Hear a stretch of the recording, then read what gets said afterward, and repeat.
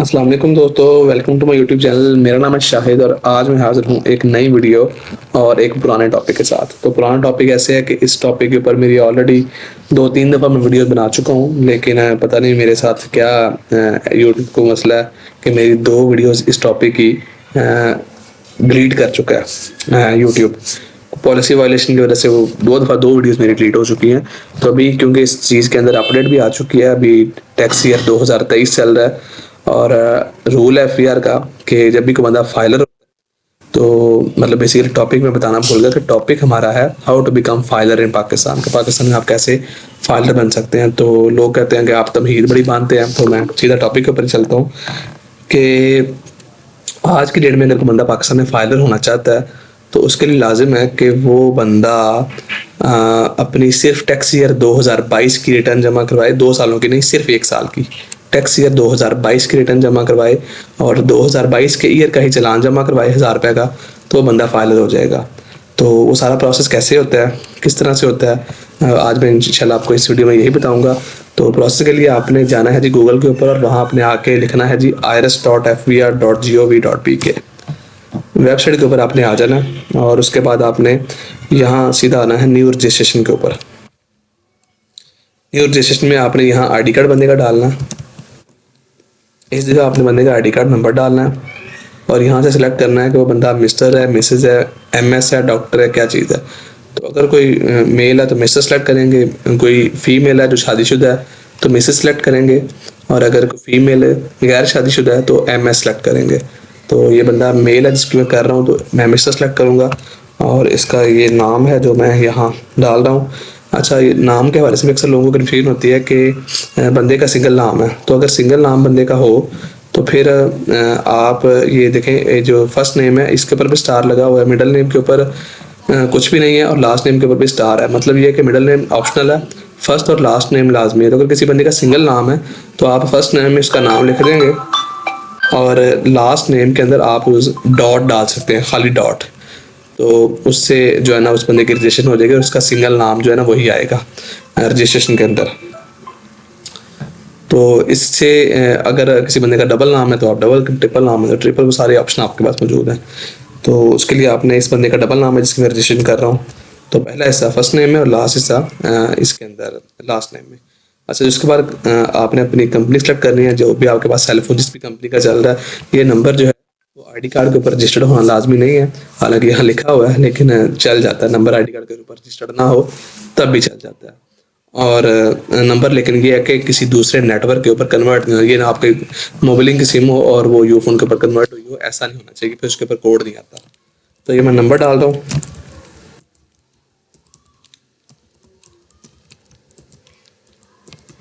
उसके बाद आपने उसकी बंदे की ईमेल डालनी है।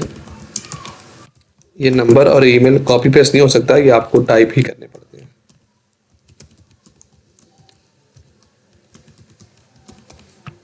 उसके बाद आपने उसका एड्रेस सेलेक्ट करना है कि एड्रेस उसका कौन सा है। मोस्टली एड्रेस लोगों का रेजिडेंशियल ही होता है और आपने बताना है कि रेजिडेंशियल में उसका क्या है। तो मैं कहता हूँ इस बंदे का हाउस है और उसके बाद इसका मेजरमेंट यूनिट क्या जी, मरला आपका जो हो आपने वो लिखना है, और इसका जो घर है वो 5 मरले का है। तो उसके बाद आपने इसका एड्रेस डालना है, ये 3 हिस्सों के अंदर ब्रेक करके, unit number, complex, area, locality और सिटी, इन 3 हिस्सों के अंदर उस बंदे का एड्रेस आपने ब्रेक करके डालना है उसके आईडी कार्ड के ऊपर जितना भी उसका एड्रेस लिखा हुआ है। तो इस बंदे का एड्रेस है जी ये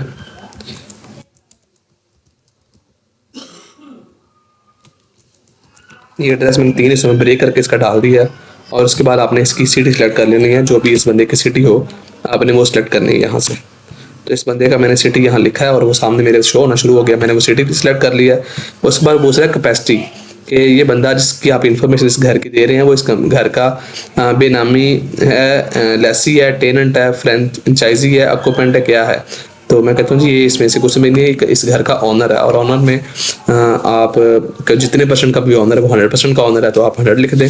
अगर आप ऐसे, मतलब अक्सर लोग पूछते हैं कि जी मेरा घर जिसमें मैं रहता हूँ मेरा नहीं, मेरे वाले साहब का है, तो मैं क्या परसेंटेज उसके अंदर शो करूँ। तो मैं कहता हूँ कि आप ऑनर ही लिख दें और ये सिर्फ एक फॉर्मेलिटी होती है, तो आप 1% भी अपना लिख सकते हैं। उसके बाद आपने कैप्चा कोड डालना है जो यहाँ शो हो रहा है। जब आप ये काम करेंगे तो आपके सामने डिफरेंट कैप्चा कोड आएगा। करने के बाद आपने यहाँ से इसको सबमिट कर देना। उसके बाद ये आपके मोबाइल नंबर के ऊपर भी कोड आएगा और आपकी ईमेल के ऊपर भी कोड आएगा। तो मोबाइल नंबर वाला कोड मेरे पास यहाँ आ चुका है,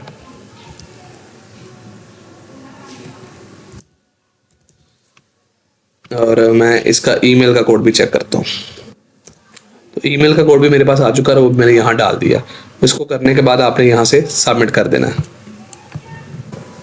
फिर सबमिट करने के बाद आपके सामने उसने नोटिफिकेशन दे दिया कि जी आपका जो लॉगिन आईडी और पासवर्ड है वो आपके ईमेल और फ़ोन नंबर दोनों के ऊपर भेज दिया गया।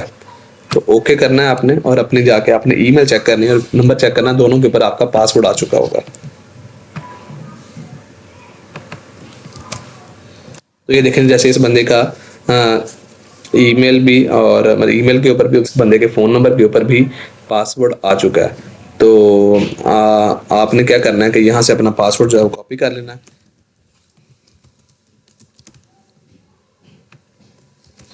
और ये मैंने अपनी एक लिस्ट बनाई हुई है, उस लिस्ट के अंदर मैं अपना डाटा जो है वो सेव करता रहता हूँ। तो सिंपली उसके बाद आपने वापस उसी आयरस के जो लॉगिन करने वाला पोर्टल है उसके ऊपर वापस आ जाना है, और वहाँ आके आपने जहाँ रजिस्ट्रेशन नंबर लिखा हुआ है यहाँ आपने उस बंदे का आईडी कार्ड का नंबर डालना है, और जहाँ पासवर्ड वो आपसे मांग रहा है पासवर्ड अभी वो डालना है जो आपके पास अभी आपके नंबर और आपकी ईमेल दोनों के ऊपर आया। तो पासवर्ड डालने के बाद आपने इसको यहाँ से लॉगिन कर लेना है। तो जी लॉगिन करने के बाद आपके सामने कुछ इस तरह का डैशबोर्ड आएगा। अक्सर लोग रिटर्न फाइल करते वक्त उनको बड़े सारे मसले आते हैं, जैसे कि अगर कोई बंदा अपनी नॉर्मल रिटर्न सेलेक्ट करे तो उसको यहाँ एरर आता है कि transaction not allowed as another transaction has already been started. तो उसका मतलब ये होता है कि उन्होंने अपनी रिटर्न पहले खोल ली है और वो ड्राफ्ट के अंदर पड़ी हुई है। वो एक दो दफ़ा ट्राई करते हैं, ट्राई करते हुए लोगों को मसला आता है, लोग क्लोज कर देते हैं। बाद में फिर मेरी वीडियो को देख के फिर नॉर्मल रिटर्न सेलेक्ट करने की कोशिश करते हैं तो उनको वो एरर आता है। तो उसका मतलब है कि उन्होंने अपनी रिटर्न पहले से खोल लिया, तो फिर उन्होंने वापस ये यहाँ डिक्लेरेशन में आना है, तो इस जगह उनकी वो रिटर्न पहले से खुली हुई होगी, तो वो इसके ऊपर क्लिक करके यहाँ ये ऑप्शन एडिट की ऑप्शन जो है ना ये विजिबल हो जाती है, और इसको यूज़ करते हुए वो रिटर्न को दोबारा ओपन करके उसको जमा करवा सकते हैं। बाद बार ऐसे होता है कि कुछ लोगों को नोटिस निकला होता है, उनका एंट्री बनाने से पहले ही उन लोगों को नोटिस निकल चुके होते हैं, ऐसे भी अक्सर होता है। तो वो नोटिस इनबॉक्स के अंदर पड़ा होता है, तो इनबॉक्स के अंदर जब वो आते हैं तो यहाँ से उस नोटिस का रिप्लाई करते हुए उनकी रिटर्न खुलती है, उनकी रिटर्न ऊपर से डिक्लेरेशन वाले फॉर्म से नहीं खुलती। तो बहरहाल ये कुछ चीज़ें हैं जो कि लोगों को काम करते हुए फेस करनी पड़ती हैं, तो लिहाजा मैं इस चीज़ को यहीं रखता हूँ। अगर किसी को एरर आए तो मैं अपना नंबर स्क्रीन पर शेयर कर, वो मुझसे पूछ भी सकता है। तो सिंपली आपने इस डैशबोर्ड में आने के बाद आपने आना है जी डिक्लेरेशन की, जहाँ सेकंड नंबर पे ऑप्शन है जहाँ स्टार ब्लिंक कर रहा है। तो इस डिक्लेरेशन के ऊपर क्लिक करने के बाद आपके सामने काफ़ी सारी ऑप्शंस आ गई हैं, लेकिन आपने किसी ऑप्शन दूसरी में नहीं जाना। आपने सिंपल ये सेकंड कॉलम नज़र आ रहा है आपको, ये फर्स्ट कॉलम है और ये सेकंड कॉलम है। तो सेकंड कॉलम में जहाँ ये लिखा हुआ है रिटर्न्स स्टेटमेंट्स ओरिजिनल, तो ये सेकंड कॉलम में सेकंड नंबर पे आपने आना है नॉर्मल रिटर्न, इसके ऊपर आपने क्लिक करना।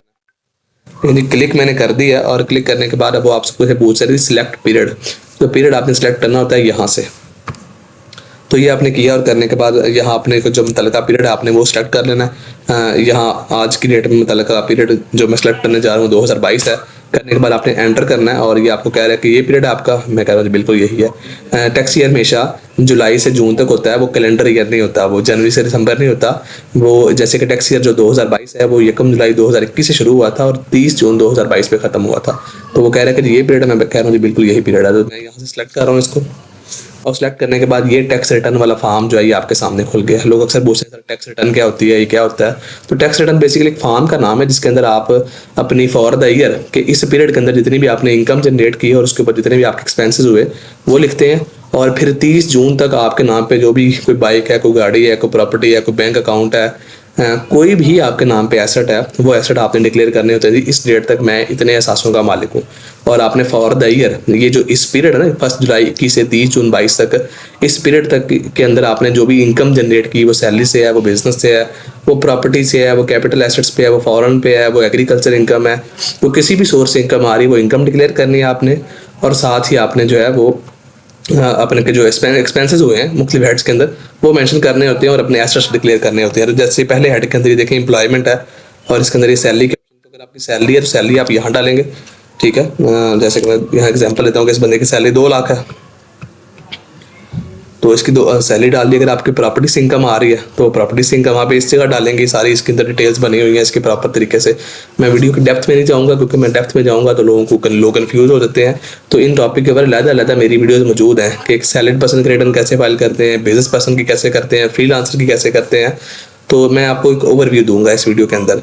तो अगर आप कहते हैं जी आपने बस वो नॉर्मल सा फाइलर होना है, अगर कोई बंदा कोई मतलब शख्स वो हाउस वाइफ है या वो कोई स्टूडेंट है और वो कहता है जी बस सर हल्की फुल्की रिटर्न फाइल करने का तरीका बता दें, तो वो इसी वीडियो के अंदर मैं इंशाल्लाह वो बता दूंगा आपको। अच्छा जी, सैलरी 2 लाख अगर आपकी है तो आप वो डाल दें, कुछ भी नहीं है तो यहाँ आप लोग इसको रिमूव कर दें।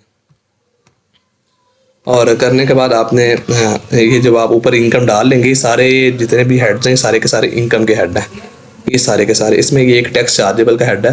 बहरहाल ये चीज़ें आहिस्ता आहिस्ता बंदा एक्सप्लोर करता है। कोई भी मसला आपको आए, आप मेरे नंबर के ऊपर रब्ता करके सारी डिटेल्स मुझसे ले सकते हैं, किसी भी वाले से मसला आए। फिलहाल मैं ओवरव्यू आपको इस वीडियो के अंदर देने जा रहा हूँ। फाइल करने का तरीका आपको कम से कम इस वीडियो को देख के आ जाएगा।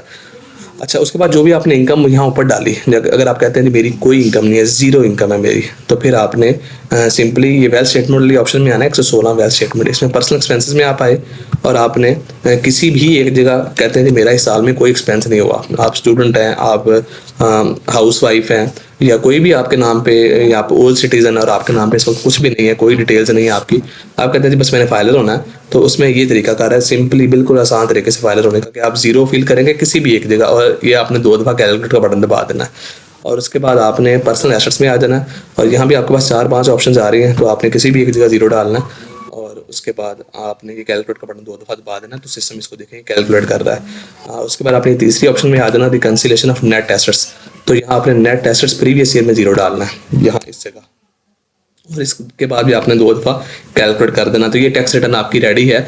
अगर आप एक हाउस वाइफ हैं, आप एक स्टूडेंट हैं या एक ओल्ड सिटीजन है या आपके नाम पे वाकई जनरली कुछ नहीं है, आप किसी भी एज के हिस्से में हैं, आपके नाम पे कुछ नहीं है, तो जीरो की रिटर्न इस तरह से फाइल होती है। तो ये तरीका मैं आपको बता दिया कि जीरो की रिटर्न कैसे फाइल होती है। अच्छा, अब अगर आप कहते हैं जी मेरी प्रॉपर रिटर्न है, उसके अंदर मैंने प्रॉपर तरीके से चीज़ें ऐड करनी है, तो फिर मैं वापस आता हूँ। अगर आपकी सैलरी है तो सैलरी आप यहाँ डालेंगे। जैसे मैं पहले बता रहा था, एग्जाम्पल दे रहा था कि इस बंदे की सैलरी है 2 लाख, मैं मिसाल दे रहा हूँ, तो 2 लाख सैलरी डाल दी और उसके बाद अगर कोई और सोर्स से इनकम आपकी आ रही है तो आप वो डाल देंगे। अगर नहीं आ रही तो आपने नीचे आ जाना है, ये वेल्थ स्टेटमेंट की तीसरी ऑप्शन है रिकन्सिलेशन ऑफ नेट एसेट्स, तो यहाँ आ जाना है। यहाँ ये ऑप्शन बनी हुई है income declared as per return for the year subject to normal tax, तो यहाँ आके आपने वो जो 2 लाख इनकम आपने ऊपर डाली है वो यहाँ रिकन्सिलेशन में भी आपने डालनी है। डालने के बाद आपने आना है जी अपने पर्सनल एसेट्स के अंदर। अच्छा जी, पर्सनल एसेट्स के अंदर अगर आप अब कहते हैं कि जी मेरे नाम पे एक बैंक अकाउंट है, जो कि यहाँ ऑप्शन बनी हुई देखें, इन्वेस्टमेंट वाली ऑप्शन है, इसके अंदर अकाउंट, एनओटी, बॉन्ड, सर्टिफिकेट सारी ऑप्शंस बनी हुई हैं, तो इसके ऊपर ये प्लस करना पड़ेगा आपको और इसमें आपने अपना मुतल्लिका बैंक अकाउंट नंबर डालना है और उसके बाद बताना है जी वो आपका अकाउंट है और वो आपका अकाउंट करंट है या सेविंग है। मैं कहता हूँ इस बंदे का ये अकाउंट करंट है और आपने बताना जी बैंक कौन सा, तो किसी कोई भी बैंक, आप यूबीएल, एचबीएल, जो भी बैंक है आपका, वो बैंक आपने मुतल्लिका डाल देना और डालने के बाद आपने यहाँ से ओके कर देना। ओके करने के बाद उस बैंक के अंदर 30 जून 2022, क्योंकि मैं उस डेट की रिटर्न फाइल कर रहा हूँ, तो 30 जून 22 के ऊपर जो भी उस अकाउंट में बैलेंस है आपने वो डाल, जैसे मैं कहता हूँ मिसाल के तौर पर इस बंदे के अकाउंट में 34,000 रुपये पड़ा हुआ था 30 जून 22 के ऊपर। अच्छा जी, उसके बाद अगर बंदे के नाम पे कोई बिजनेस कैपिटल उसका है तो बिजनेस कैपिटल में आपने यहाँ बिजनेस नाम उसका लिखना है। जैसे कि मैं कहता हूँ जी AZ ट्रेडर्स, ये बिजनेस का नाम है और बिजनेस के उसका जो कैपिटल है वो 1 लाख है। हालांकि इस बंदे का ये सैलरीड पर्सन है, इसका बिजनेस का कोई ताल्लुक नहीं है, लेकिन फिर भी अगर किसी का बिजनेस रिटर्न हो तो उसकी इनकम जो है ना वो यहाँ से डालते हैं। ये बिजनेस वाले बंदे की यहाँ से सारी आप इनकम डालते हैं। ये काफ़ी कॉम्प्लिकेटेड है, इस वीडियो में मैं नहीं बताने जा रहा, इसके ऊपर मेरी अलग से वीडियो मौजूद है। अगर किसी का मसला हो तो मेरे चैनल के ऊपर जाके वो वीडियो देख सकता है, या उसका मैं लिंक जो है ना वीडियो के डिस्क्रिप्शन में बता दूंगा। ये बिजनेस वाली रिटर्न थोड़ी सी कॉम्प्लिकेटेड है, तो उसके ऊपर वो अलग से वीडियो है, तो इसके अंदर वो टाइम काफ़ी ज़ाया हो जाएगा। तो मैं बता रहा था कि अगर किसी का बिजनेस कैपिटल है तो वो यहाँ से डाल सकता है उसको।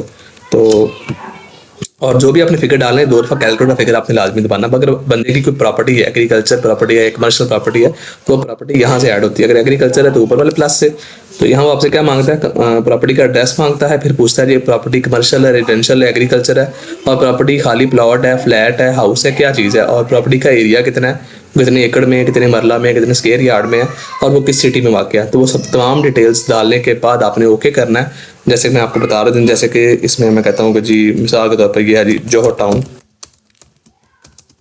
लाहौर। और प्रॉपर्टी है जी एग्रीकल्चर, ये खाली प्लॉट है, ये 10 एकड़ है और ये है जी लाहौर के अंदर। तो करने के बाद मैं इसको ओके करूँगा और इसके बाद इसकी वैल्यू मैं एग्जाम्पल डाल रहा हूँ, हालांकि लाहौर में 10 एकड़ ज़मीन की वैल्यू ठीक ठाक हो, लेकिन मैं एग्जाम्पल के तौर पर डालता हूँ कि मिसाल के तौर पर इसकी वैल्यू है जी 4 लाख। ठीक है, मैं एग्जाम्पल की फिगर डाल रहा हूँ, फिर मैं कहता हूँ कि ये एग्जैक्ट फिगर नहीं है, मैं एग्जाम्पल के तौर पर चीज़ें आसान करने के लिए छोटे छोटे फिगर ले रहा हूँ। तो ये प्रॉपर्टी डालने का तरीका है। अगर कमर्शियल प्रॉपर्टी या इंडस्ट्रियल या रेजिडेंशियल प्रॉपर्टी है तो वो आप यहाँ से इस प्लस के साइन के ऊपर ऐड करके यहाँ से ऐड करेंगे। अच्छा जी, उसके बाद अगर बंदे के नाम पे कोई किसी किस्म की गाड़ी वगैरह कोई बाइक है तो वो यहाँ से ऐड होती है। यहाँ से गाड़ी का आप नंबर डालते हैं, उसका बताते हैं वो कौन सी कंपनी की है, वो कौन सा मॉडल है, पावर कितनी है, वो तमाम तरह इन्फॉर्मेशन डालने के बाद आप ओके करेंगे तो वो आपको यहाँ दे देगा कि जिसकी वैल्यू बताएंगे कितने में खरीदी थी आपने। किसी भी प्रॉपर्टी की आप हमेशा परचेज प्राइस डालते हैं, उसकी आप मार्केट प्राइस नहीं डालते। तो वो चीज़ें डालने के बाद ये अगर आपके पास कैश इन हैंड पड़ा हुआ तो आप यहाँ से डालते हैं। एनी अदर एसेट में आपके पास कोई प्राइस बॉन्ड पड़े हुए तो आप यहाँ से डालते हैं। कोई इंश्योरेंस पॉलिसी है तो वो भी आप यहाँ से ही डालते हैं। और बाकी आपने अगर कोई लोन वगैरह किसी से लिया हुआ तो लोन यहाँ से डालने का तरीका है कि इस प्लस के साइन के ऊपर क्लिक करने के बाद आपसे पूछते हैं जी जो क्रेडिटर है उसका CNC नंबर वगैरह बताएं और उसका कंपनी का नाम बताएं। वो डालने के बाद वो ओके करेंगे तो आपको ऑप्शन देगा कि कितना लोन है, तो लोन की अमाउंट आप यहाँ से डाल सकते हैं। तो बाकी भी चीज़ें हैं, काफ़ी ऐसा ऐसा बंदा एक्सप्लोर करता है। कॉम्प्लिकेटेड अगर मैं चीज़ें सारी बताऊंगा तो काफ़ी कॉम्प्लिकेटेड आपके लिए हो जाएगा। अच्छा, मैं कैश इन हैंड डाल देता हूँ इस बंदे का कि साल के एंड पे इस बंदे के पास 50,000 कैश इन हैंड पड़ा हुआ था और बंदे के पास कुछ 30,000 का सेलफोन था। पर्सनल आइटम के अंदर आपके सेलफोन होता है और हाउस होल्ड इफेक्ट के अंदर आपकी घरेलू की घर की आइटम्स होती हैं, जैसे कि आपकी LCD घर की, आपका घर का फर्नीचर, आपका AC, सर तमाम तर चीज़ें इसके अंदर होती हैं। मैं 2 लाख वो डाल देता हूँ बंदे की। तो बंदे के टोटल एसेट्स यहाँ टोटल लग गया जी 8,14,000 के हो गए हैं। ये तमाम तर एसेट्स वो हैं जो बंदे ने उसके नाम पे 30 जून के ऊपर मौजूद थे। मैं एग्जाम्पलरी फिगर ली है मैंने सारी। और उसके बाद मैं रिकन्सिलेशन में आऊँगा और रिकन्सिलेशन में आने के बाद अब वो कह रहा है कि जी अनरिकनसाइल्ड अमाउंट आपकी 6,14,000 है। कि आप कहते हैं जी आपने इस साल में 2 लाख कमाया जबकि आपके एसेट जो है ना वो 8,14,000 के बन गए हैं। ये कैसे बन गए हैं? तो बाकी जो 6,14,000 है वो आपके पास कहाँ से आया? तो मैं कहता हूँ जी वो मेरे पास इस साल से नहीं आया, तो मैं पिछले सालों से कमाया हुआ है मैंने। तो इसमें तो इसमें सिस्टम को आपने ये बताना है कि जी ये जो बंदे की 2 लाख बिल्कुल उसने इस साल में 2 लाख कमाया है, लेकिन उस बंदे वो पिछले कई साल से जॉब कर रहा है और ये जो 8,14,000 है ये इस साल ही नहीं उसका बन गया, ये पिछले कई सालों से उसकी थोड़ी थोड़ी सेविंग होती है जिस वजह से उसकी जो है ना ये पिछले सालों से आ रहा है। तो ये 6,14,000 में से मैं कहता हूँ जी 7.5 लाख जो है ना इस बंदे के पास पिछले सालों से मौजूद था। अच्छा जी, अब क्या है, अब जरा समझिए कि बंदे के पास टोटल उसकी अर्निंग थी 2 लाख रुपए और उसमें से 7.5 लाख के एसेट उसके पास पिछले सालों से आ रहे थे और इस साल उसके एसेट जो हैं वो बन गए हैं 8,14,000। तो उसके एसेट्स में जो इजाफा हुआ है ये देखिए इंक्रीज डिक्रीज इन एसेट, तो इंक्रीज हुआ है कितने का 64,000 का। और ये 64,000 कहाँ से आया? जो उसने ये 2 लाख अपनी जो है ना वो इनकम जनरेट की, उसी 2 लाख में से 64,000 के एसेट मजीद उसके इजाफा हो गया। 7.5 लाख एसेट उसके पिछले सालों से चले आ रहे थे कि वो पिछले साल जो उसने कमाया उन्हीं से उसकी सेविंग से ये एसेट उसने बनाए हुए थे और 64,000 से मजीद इजाफा हो गया तो टोटल एसेट हो गया 8,14,000। तो 2 लाख उसकी इनकम थी और 2 लाख में से अगर 64,000 लेस करें तो बाकी बचता है 1,36,000। तो 1,36,000 के आप उस बंदे के एक्सपेंसेस डाल सकते हैं। एक्सपेंसेस की यहाँ मुख्तलिफ हेड बने हुए हैं, रेंट का बना हुआ है, रेट का बना हुआ है, व्हीकल रनिंग आपके पास अगर कोई गाड़ी वगैरह है तो उसकी रनिंग मेंटेनेंस कॉस्ट, ट्रैवलिंग वगैरह, electricity, water, gas, telephone, medical, education, function, donation, ज़कात, इंश्योरेंस प्रीमियम वगैरह और घर के जो मेजर आपके अखराजात होते हैं रोज़मर्रा के अखराजात वो सारे के सारे यहाँ डाल सकते हैं। तो मैं सारे ही खर्चे यहाँ डाल देता हूँ ताकि वीडियो लंबी ना हो।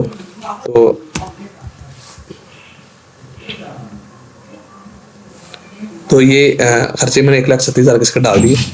तो जी देखें जी ये अनरिकनसाइल्ड अमाउंट जीरो होगी आपकी। जब तक ये अनरिकनसाइल्ड अमाउंट जीरो नहीं होगी आपकी टैक्स रिटर्न जमा नहीं हो सकती। तो ये सबसे इंपॉर्टेंट चीज़ है टैक्स रिटर्न के हवाले से। टैक्स रिटर्न के हवाले से मैं अक्सर बात करता हूँ कि ये तराजू के 2 पलड़े हैं और जब तक ये बराबर नहीं होंगे कि जितने पैसे आए उतने पैसे ही आप लगा सकते हैं। आप ये नहीं कि आपके पैसे आए 6 लाख और लगा आपने 8 लाख दिए, ऐसे नहीं हो सकता। 6 लाख आया तो 6 लाख लगा सकते हैं, 2 लाख आया तो 2 लाख लगा सकते हैं। अनलेस अनटिल आपका जो है ना वो आपने कोई लोन वगैरह लिया है, तो फिर चीज़ें थोड़ी सी कॉम्प्लिकेटेड होती हैं। लेकिन आपके पास जितने पैसे आते हैं आप उतने ही लगा सकते हैं। तो लिहाजा दो तराजू के दोनों पलड़े बराबर तभी होते हैं जब ये आपकी अनरिकनसाइल्ड अमाउंट जीरो हो जाएगी। तो ये अनरिकनसाइल्ड अमाउंट आपकी जीरो हो गई। और इसमें मुख्तलिफ बहुत सारे सिनेरियो, सारे मैं सिनेरियो एक्सप्लोर करूँ तो इसके ऊपर कई घंटे चाहिए, कई घंटे, ठीक है। लेकिन मैंने आपको एक सैलरीड पर्सन की रिटर्न फाइल करने का तरीका जो है बता दिया इसके अंदर, और एक जीरो की रिटर्न भी अगर किसी ने फाइल करनी है तो भी बता दिया। जो टैक्स रिटर्न की एक बेसिक होती है वो समझा दिया। बाकी इन डेप्थ कोई बंदा मजीद उसका कोई सवाल हो, उसका अपना काम करते हुए कोई मसला है, तो वो मुझसे मेरे नंबर पर रब्ता करके गाइडेंस ले सकता है। हर हवाले से किसी भी ऑप्शन, उसकी कोई भी उसकी ऑप्शन है उसके हवाले से गाइडेंस ले सकता है। अलबत्ता बिजनेस रिटर्न थोड़ी सी कॉम्प्लिकेटेड है, तो उसका तरीका मैंने एक और वीडियो में बताया हुआ है। उस वीडियो को मैं लिंक डिस्क्रिप्शन में भी लगा दूंगा, और आप मेरे चैनल के ऊपर जाकर भी वीडियो देख सकते हैं। तो जी सारा डाटा फिल करने के बाद आपने क्या करना है, आपने आ जाना है एट्रीब्यूट के अंदर। एक ऑप्शन है एट्रीब्यूट, और यहाँ से आपने उस बंदे की कैटेगरी सिलेक्ट करनी है। कि हालांकि ये बिजनेस सेक्टर एक अजीब सवाल है कि बिजनेस सेक्टर तो उस बंदे का है ही नहीं, वो बिजनेस को करे, वो सैलरीड पर्सन है। तो यहाँ ऑप्शन होनी चाहिए ना, अगर कोई सैलरीड पर्सन है तो अपनी ऑप्शन टिक कर लेगा जी मैं सैलरीड पर्सन हूँ। लेकिन यहाँ बस बिजनेस सेक्टर की ऑप्शन सेलेक्ट करने के बगैर रिटर्न फाइल होती नहीं है। तो फिर हमने इसमें से एक ऐसी कैटेगरी सेलेक्ट की हुई है जो हम हर सैलरीड पर्सन के लिए जो है ना वो सिलेक्ट कर लेते हैं। सैलरीड पर्सन हो या किसी की नेल की रिटर्न हो, तो उसके लिए हमने वो कैटेगरी ढूंढी हुई है बिजनेस सेक्टर में से। तो ये प्लस के साइन के ऊपर आपने क्लिक करना है, और यहाँ आपने ये सर्च वाली ऑप्शन में लिखना है जी अदर्स। तो अदर्स में ये आपके सामने ऑप्शन आ गई अदर्स। इसका मतलब है कि कोई अलग से मैं ऐसा कोई बिजनेस ये कर रहा हूँ जो पता नहीं क्या है, ठीक है। तो ये आप अगर किसी को सैलरीड पर्सन है तो वो भी ये वाली कैटेगरी सेलेक्ट कर ले, अगर किसी की नेल की रिटर्न है तो वो भी ये कैटेगरी सेलेक्ट कर सकता है। लेकिन करना लाजमी, इसके बगैर रिटर्न फाइल नहीं होती। अगर कोई बिजनेस पर्सन तो अपने रिलेटेड कैटेगरी यहाँ से सर्च करके सिलेक्ट करेगा। तो ये अदर्स वाली कैटेगरी सेलेक्ट कर रही है, और उसके बाद आपने वेरिफिकेशन में आना। और ये जो आपको पिन कोड आया था at the time of registration, जब आपने अपनी रजिस्ट्रेशन की तो आपको पासवर्ड के साथ एक पिन कोड भी आया था, वो पिन कोड आपने यहाँ डालना है। तो पिन कोड यहाँ डालने के बाद आपने कर देना है वेरीफाइड पिन। तो ये कोड वेरीफाइड सक्सेसफुली का आपको मैसेज आ गया। और उसके बाद आपने जी रिटर्न को करना है सेव, और सेव करने के बाद आपने यहाँ से इसको करवा देना है सबमिट। ये सबमिट वाली ऑप्शन बड़ी इंपॉर्टेंट है। अक्सर लोग रिटर्न को सारा कर लेते हैं लेकिन उसको सबमिट नहीं करवाते हैं। जब तक रिटर्न सबमिट नहीं होगी तो वो एफआईआर के सिस्टम में जाएगी कैसे। तो ये सबमिट करवाना इंपॉर्टेंट है। अक्सर लोग कहते हैं सर मैंने सारा काम किया है, मेरा स्टेटस एक्टिव नहीं हो रहा। तो मेरे भाई ये सबमिट वाली चीज़ बड़ी इंपॉर्टेंट होती है, ये सबमिट आपने करना है। और ये वो कह रहे हैं कि transaction will not be editable after submission. Okay, जो आप ये काम कर रहे हैं कि अगर ये सबमिट हो जाएगा तो उसके बाद आप इसको मजीद एडिट नहीं कर सकते। तो do you want to submit, मैं कहता हूँ जी बिल्कुल यस। तो यस के ऊपर क्लिक करूंगा तो इस बंदे की रिटर्न ये जमा हो गई है, ठीक है जी। रिटर्न जैसे ही जमा होगी तो उसके बाद आपने इसका चालान क्रिएट करना है। चालान क्रिएट करने में अक्सर जो है ना, जैसे आप एंटीएन बनाते हैं तो उसके अक्सर आधे एक घंटे के बाद जो है ना वो चालान वाली वेबसाइट आपका डाटा उठाती है। तो उस हवाले से भी परेशान होने की जरूरत नहीं है। और जैसे ही आप ये तमाम तर चीज़ें करते हैं उसके एक घंटे के बाद आपका स्टेटस एक्टिव होता है एफआईआर की वेबसाइट के ऊपर। अक्सर वेबसाइट के अंदर मसला होता है तो स्टेटस एक्टिव होने में टाइम भी लग जाता है, लेकिन नॉर्मली टाइम 1 घंटा ही है। तो अच्छा, अब आपने ये एनटीएन जनरेट करने के बाद अपनी टैक्स रिटर्न वगैरह सारा कुछ जमा करवा दिया है। उसके बाद आपने एक एफआईआर की वेबसाइट के ऊपर एक दूसरी मतलब एक वेबसाइट है, उसका लिंक है जी e.fbr.gov.pk। अच्छा, जिसके ऊपर आपने आना है, और इसके ऊपर आने के बाद आपने ये ई पेमेंट्स में आना है, और ई पेमेंट्स में आपने ये इनकम टैक्स वाली ऑप्शन है इसके ऊपर क्लिक करना है। जैसे आप इसके ऊपर क्लिक करेंगे तो आपके सामने कुछ इस तरह का डैशबोर्ड आएगा। अब मेरी वीडियो आप कम से कम 2-3 दफ़ा देखेंगे तो फिर आपको समझ आएगी। कोई भी बंदा फर्स्ट टाइम देख के अपने आप को फायदा नहीं कर सके। बहुत बंदा एक्स्ट्रा ऑर्डिनरी हो तो शायद वो ये काम फर्स्ट टाइम वीडियो देख के कर ले, लेकिन ये काम ज़ाहिर है मैं इतनी आसानी से कर रहा हूँ तो मेरी इसके पीछे सालों की मेहनत है। मैंने ये काम सीखा हुआ है इसलिए मैं इसको इतनी आसानी से कर रहा हूँ। तो आप इसको कम से कम 2-3 दफ़ा देखेंगे तो फिर जाके आपको चीज़ों की समझ आएगी। और स्टेप बाय स्टेप असल काम करने का तरीका ये होता है कि साथ आप मोबाइल फ़ोन के ऊपर मेरी वीडियो खोल लें और साथ आप वो काम करना शुरू कर दें, और ब्रेक लगा के एक एक ऑप्शन को अगर आप देख के चलेंगे तो मेरा ख्याल है कि आप पहली दफ़ा ये काम कर लेंगे। लो जी, ये वेबसाइट पे आने के बाद ये एनटीएन एफटीएन वाली ऑप्शन के ऊपर आपने क्लिक करना है, और यहाँ आपने सीएनसी सेलेक्ट करना है कि जी मेरे पास सीएनसी नंबर है। और ये सीएनसी में आपने फिर यहाँ अपना सीएनसी नंबर डालना है। ये सीएनसी नंबर डाला तो सिस्टम ने उस सीएनसी को कन्वर्ट कर दिया बंदे के एनटीएन में, और यहाँ सिस्टम आपका नाम जो है ना वो भी खुद ही उठा लेगा। और उसके बाद वो आपको यहाँ जो आपको ऑप्शन बनी हुई टैक्स ईयर सेलेक्ट करें। तो यहाँ टैक्स ईयर आपने चालान का, आज की डेट में चालान जो है ना वो 2022 के ईयर का पे हो रहा है चला, आने वाले कुछ टाइम में ये चलान का ईयर आगे शिफ्ट हो जाए तो वो हर साल जो है ना 28 फरवरी को ये FVR रूल उसका चेंज होता है, तो वो चलान का जो ईयर प्रीवियस होता है उससे उसको अगले ईयर में शिफ्ट कर देता है। जैसे अभी ये लास्ट 28 फरवरी गुजरी है 2023 की, इसके अंदर उससे पहले चलान 2021 का पे हो रहा था और 28 फरवरी के बाद चलान शिफ्ट हो गया 2022 वाले ईयर के ऊपर। तो ये चलान की डेट आज की डेट में 2022 सेलेक्ट करनी है आपने। 2022 करने के बाद आपने ये टैक्स पेमेंट नेचर में से ऑप्शन सेलेक्ट करने है मिसलेनियस, MISC डॉट मिसलेनियस। जी ये करने के बाद सिस्टम ने कुछ रोटेट किया और आपको मजीद ऑप्शन दी कि टैक्स पेमेंट सेक्शन सेलेक्ट करें, वो कौन सा है। तो सेक्शन आपने सेलेक्ट करना है ये वाला जो सेकंड लास्ट है 182A सरचार्ज फॉर ATL। ये करने के बाद आपने जो है ना यहाँ अपनी पेमेंट डालनी है कि आप कितनी पेमेंट करने जा रहे हैं। तो पेमेंट यहाँ इसकी सरचार्ज फॉर ATL की होती है 1000। तो 1000 आपने यहाँ डालना है और 1000 आपने यहाँ फिर दोबारा डालना है। और यहाँ फिर आपको बोल रहा है कि अपना ईमेल एड्रेस डालें, जो भी आपका ईमेल एड्रेस है। तो ईमेल एड्रेस आपने यहाँ अपना डाल देना और डालने के बाद आपने यहाँ से क्रिएट के ऑप्शन को क्लिक करना है। क्रिएट के बाद वो आपको कह रहा है कि जी आपकी जितनी भी इंफॉर्मेशन दी इसको रीड कर लें। आप इसको कंफर्म करते हैं, अपना नाम, अपनी अमाउंट, सारा कुछ, ईयर वगैरह। तो मैं कहता हूँ जी बिल्कुल सारा कुछ मैंने रीड कर लिया है। तो उसके बाद आपने ओके के ऊपर, कंफर्म के ऊपर क्लिक करना है। तो उसके बाद ये आपका PSID नंबर जनरेट हो चुका है। अगर आप चाहें तो इसका एक प्रिंट भी ले सकते हैं या इसको PDF में सेव भी कर सकते हैं। तो मैं इसका प्रिंट के ऊपर क्लिक करता हूँ तो मेरे सिस्टम के ऊपर बाय डिफॉल्ट ऑप्शन लगी हुई है PDF में सेव करने की। तो मैं इसको सेव कर रहा हूँ और सेव करने के बाद मैं इसको ओपन करूँगा तो ये देखिए मेरे सामने ये चलान जो है ना ये ओपन हो रहा है।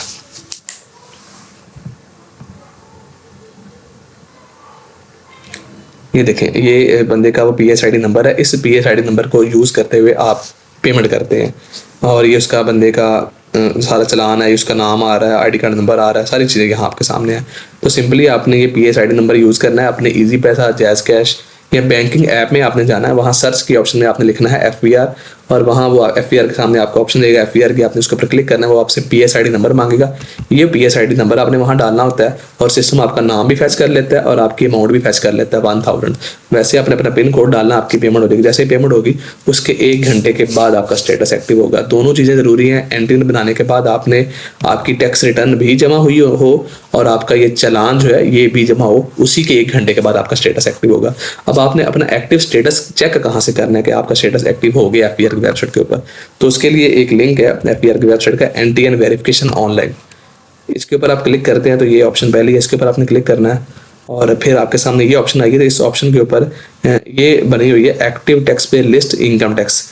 इस ऑप्शन के ऊपर आपने क्लिक करना है और यहाँ पैरामीटर टाइप में से आपने सेलेक्ट करना है जी मेरे पास CNSE है और आपने यहाँ अपना CNSE नंबर डालना है और आज की डेट सेलेक्ट करनी है जिस डेट के ऊपर भी आप मतलब काम कर रहे हैं और आपने ये कैप्चा कोड डालना है जो आपके पास डिफरेंट आएगा जब आप काम कर रहे होंगे। और करने के बाद आपने यहाँ से वेरीफाई करना है जी। वेरीफाई करने के बाद आपके सामने आप उस बंदे का स्टेटस शो हो जाएगा, जो कि अभी इस बंदे का स्टेटस इनएक्टिव शो हो रहा है। जब तक मैं इसकी पेमेंट नहीं करूंगा तब तक इसका स्टेटस एक्टिव नहीं होगा और जैसे ही मैं इसकी पेमेंट कर दूंगा 1 घंटा लगेगा और उसके बाद इसका स्टेटस यहाँ से ये इन डैश वाली लाइन निकल जाएगी और आगे वाली भी सारी लाइन रिमूव हो जाएगी, सिर्फ एक्टिव लिखा यहाँ आएगा।